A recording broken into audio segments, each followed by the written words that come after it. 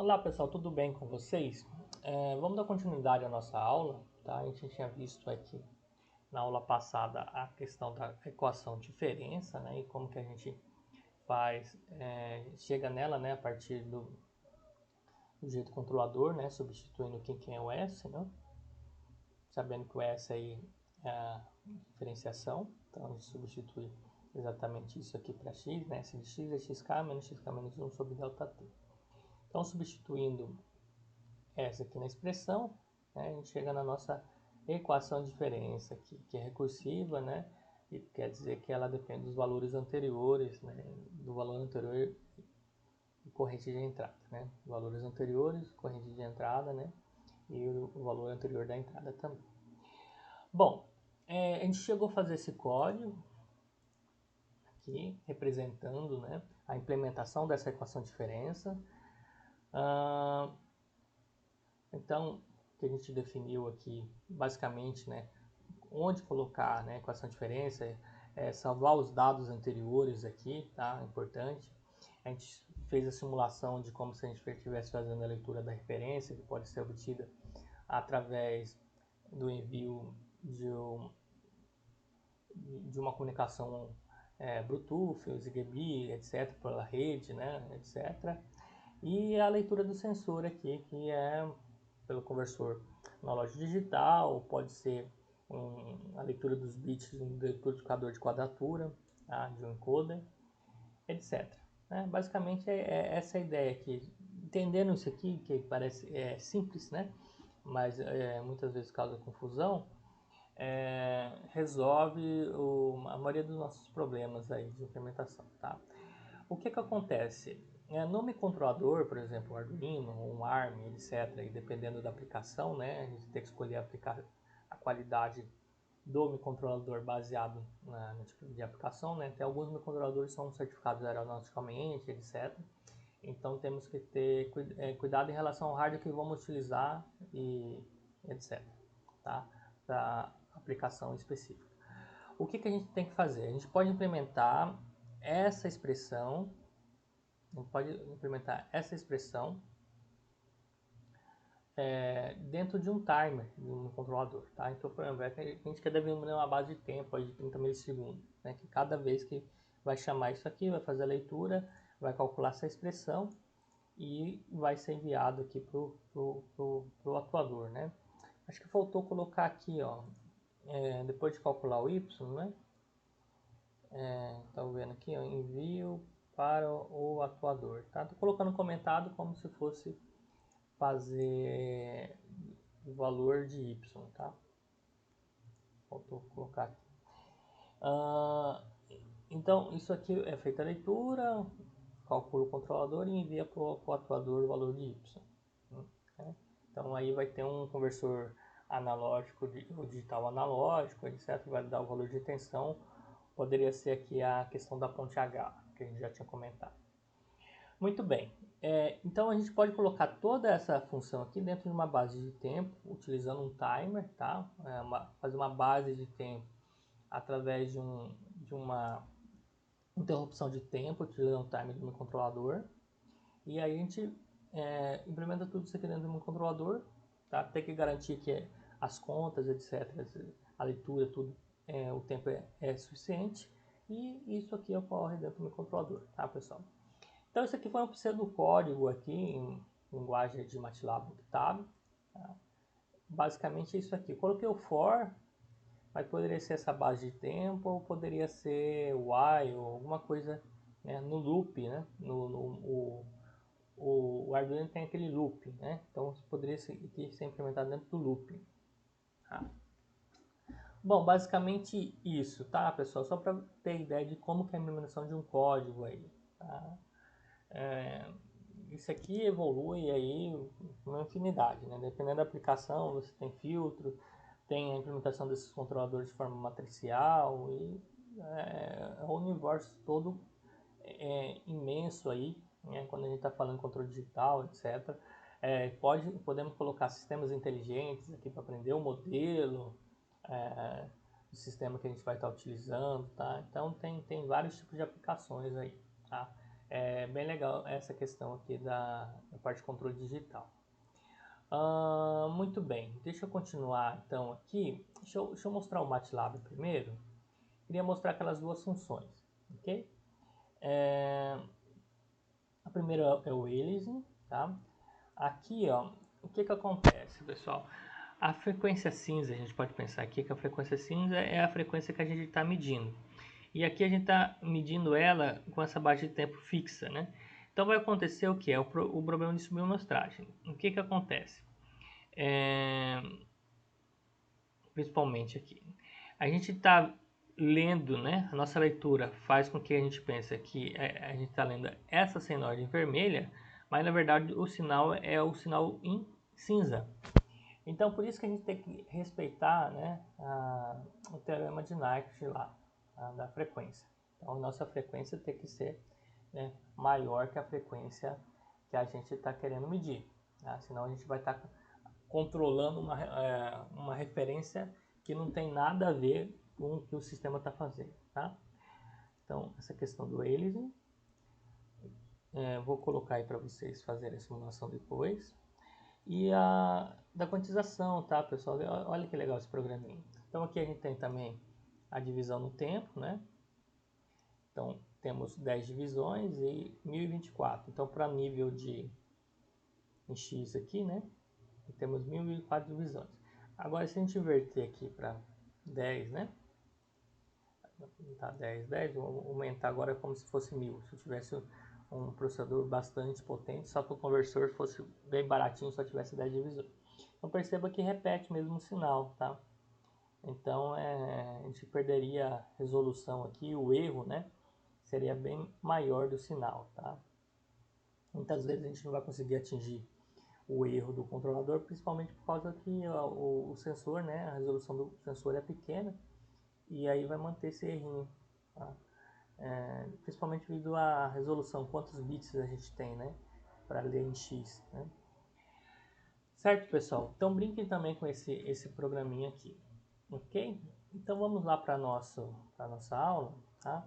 Vou pedir para vocês fazerem esse exercício, né? Escrever o código MATLAB aí no Moodle, vocês façam, tá?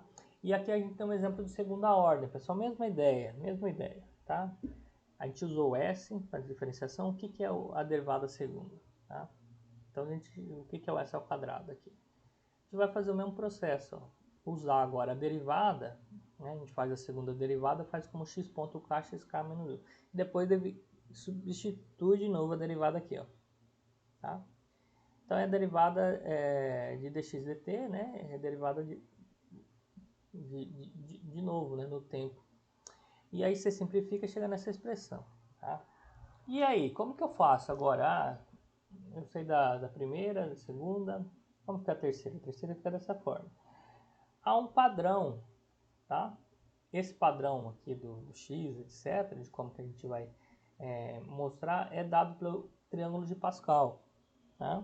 Pesquisem aí, quem tiver dúvida, como que é sobre o triângulo de Pascal. Então,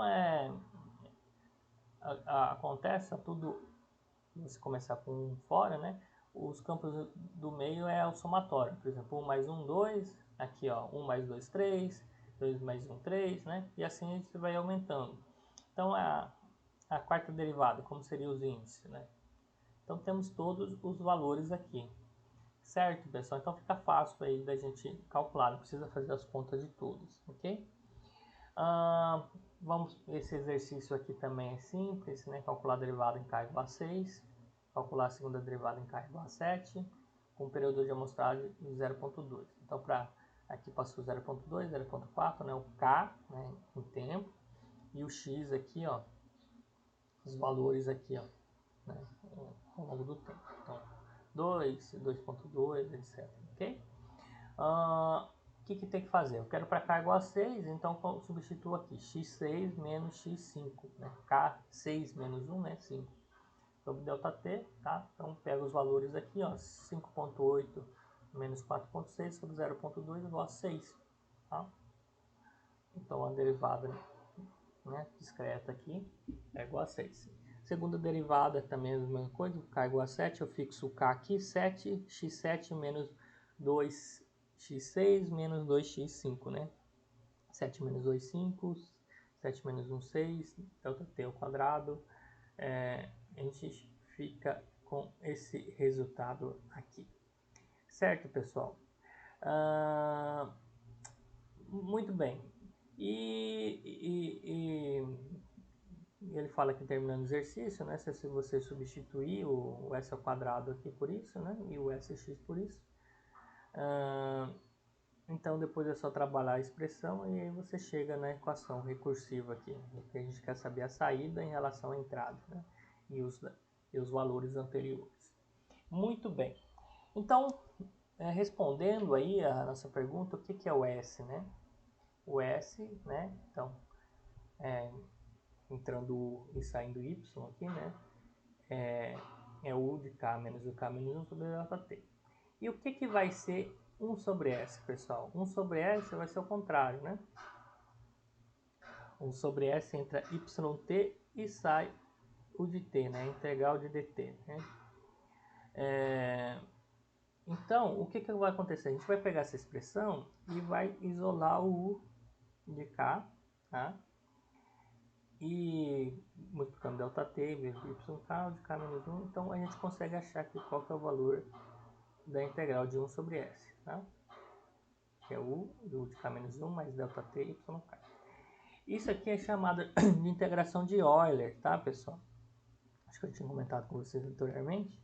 Então, o que acontece aqui? Então, U de K vai ser quem, né? U de K vai ser U de K menos 1, né? Toda essa área anterior, mais delta T vezes Y de K, tá?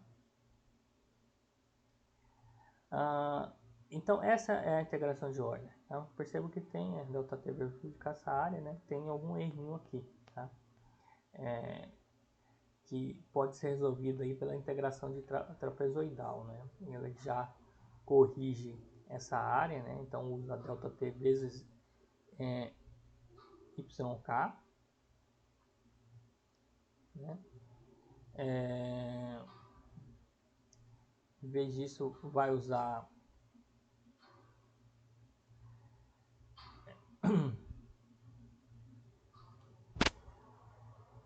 então, o que ele vai fazer aqui? Então, ele vai pegar duas áreas aí, né? U de K menos 1, delta T YK menos 1, né? Aqui, essa área delta T YK menos 1, mais delta T sobre 2, YK menos YK menos 2. Então, né, a parte do triângulo aqui, como que fica, né?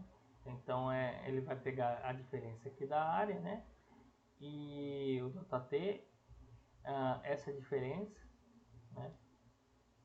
Aqui, e dividir por 2, né? Vamos dar exatamente essa área aqui.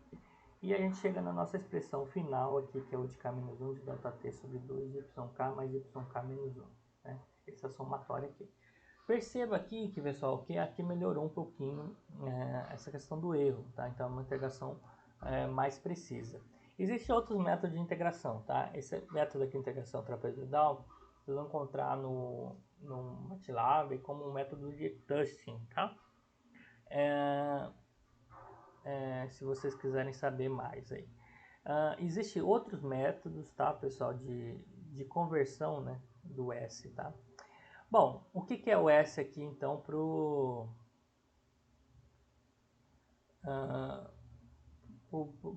diversos casos aqui, né? A gente falta achar o S aqui para o Tushin, né, para o trapezoidal. Então, ele pegou aqui, ó, a mesma coisa que ele fez. Então, aqui a gente está com a integral, né?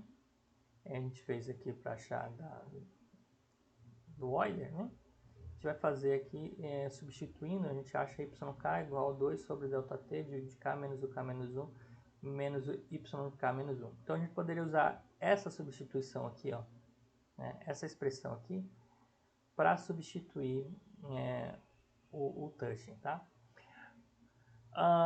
Muito bem, para substituir a derivada, tá?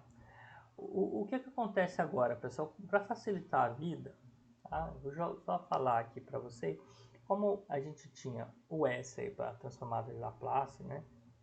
quando ele está trabalhando com sistema contínuo. Tem também um operador chamado operador de deslocamento, né? Que é o Zzinho aqui. O que ele vai fazer? Tá?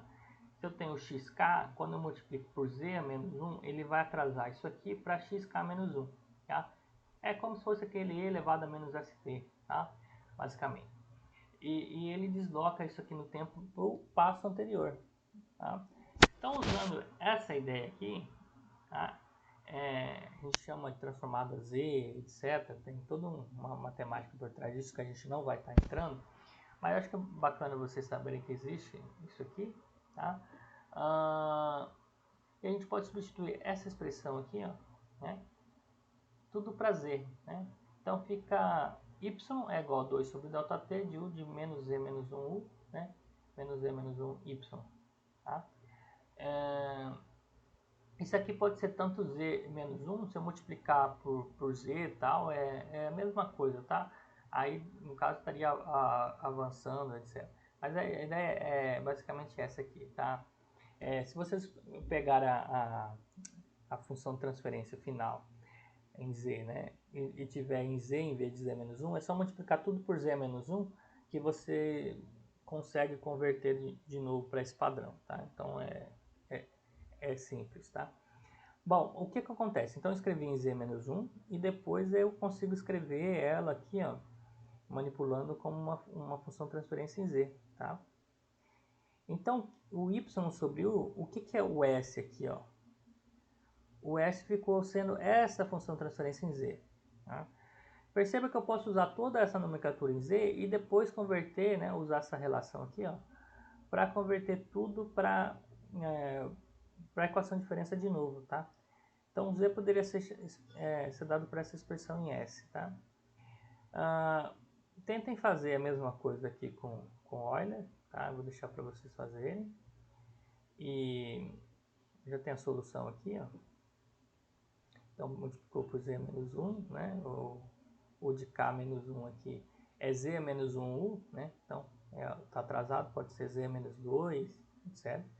E a gente chega na expressão transformada z, né, a função transferência discreta do S também. Então, para integração de Euler, né, temos que S é isso aqui, e tem integração trapezoidal, que o S é dado dessa forma. Para que serve isso, pessoal? Isso aqui, principalmente se vocês forem trabalhar no MATLAB, etc. Quero transformar, tem um comando lá, C2D, né? C2D, né? Continue to Discrete, né? Poderia usar no MATLAB. De uma função de transferência, você especifica basicamente o tempo de amostragem, ela vai retornar a função de transferência z, tá? E com isso aí você já consegue estar fazendo isso de forma automática, tá? Bom, mas o que é importante para nós aqui hoje, pessoal? O que eu gostaria que vocês estaria cobrando de vocês aí no nosso curso, né? Pelo menos a ideia de chegar na equação diferença, tá? A gente chegar na equação diferença, como chegar a isso aqui. Então vou pedir para vocês fazerem esse exercício. E essa ideia de calcular a derivada, né? Isso aqui é o básico, tá? A parte aqui mais do S, da integração de ordem trapezoidal aqui, da transformada Z, eu passei mais para vocês terem a ideia de que existe e tem todo um curso, né, de controle digital nesse sentido, tá? Alguns livros aqui, o Castrucci tem, tá? A parte de controle digital, o Nise também. Então, dependendo, vale a pena dar uma olhadinha, tá? O controle essencial também, isso também tem essas questões, tá bom? Muito bem, pessoal. Eu acho que... falar mais um comentário aqui. Deixa eu só colocar... onde mais eu posso estudar, né? Controle, eu gostei da área, etc, né? E queria fazer mais exercícios com MATLAB ou com Octave, tá? Tem esse site aqui, pessoal, muito legal. Control Tutorials aqui, MATLAB, Simulink, tem o endereço aqui, ó, né? Ele tem aqui vários tipos de aplicações. Tem introdução para PD, ó, e ele tem os códigos, né, principalmente em MATLAB, aí, alguns vão funcionar em Octave, tá? Para vocês estarem vendo os problemas, tá? Então ele tem aqui para o caso aqui do controle de cruzeiro de um veículo, tá? Aí eu quero saber como que é a modelagem. Aplica aqui, ó. Aí você vai para modelagem, sistema, tá? Ah, quero saber como que eu faço o lugar das raízes dele. Aí ele mostra aqui também, lugar das raízes, tá? Esse sistema.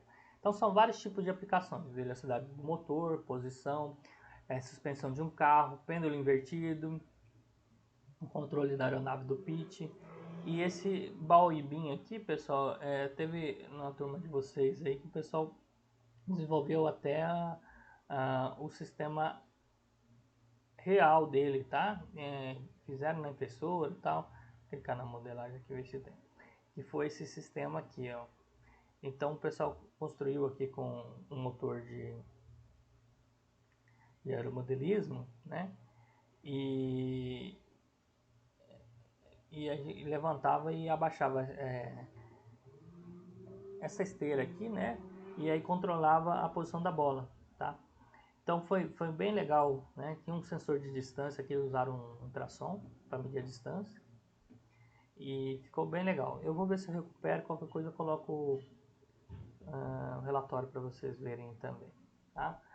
Então aqui tem vários tipos de aplicação, até para controle, a parte de Simulink que a gente não viu. Quem quiser expandir os conhecimentos de Simulink, recomendo, tá? Quem tiver a oportunidade de ter acesso ao MATLAB e tal. Tem toda uma área aqui, né, bem grande, tá? Modelagem ele faz também em termos de espaço de estado, linearização. Então existe aí, pessoal, um mundo bem grande aí, de continuidade de controle, tá? O que a gente viu foram técnicas de controle clássicas, né? E temos aí vários outros tipos de aplicações, tá? Então basicamente seria isso que eu queria estar mostrando para vocês nessa última aula. E qualquer coisa eu estou à disposição, tá, pessoal? Para conversar, se quiserem também fazer trabalhar em iniciação científica, trabalho de conclusão de curso também estou à disposição. Minha área é a área de controle, eu tenho trabalho com robótica, algumas coisas com drone também. E todo tipo de aplicação aí de robótica móvel principalmente, né? E Slam, tá? Bom, pessoal, acho que seria isso, e qualquer coisa estou à disposição. Até mais.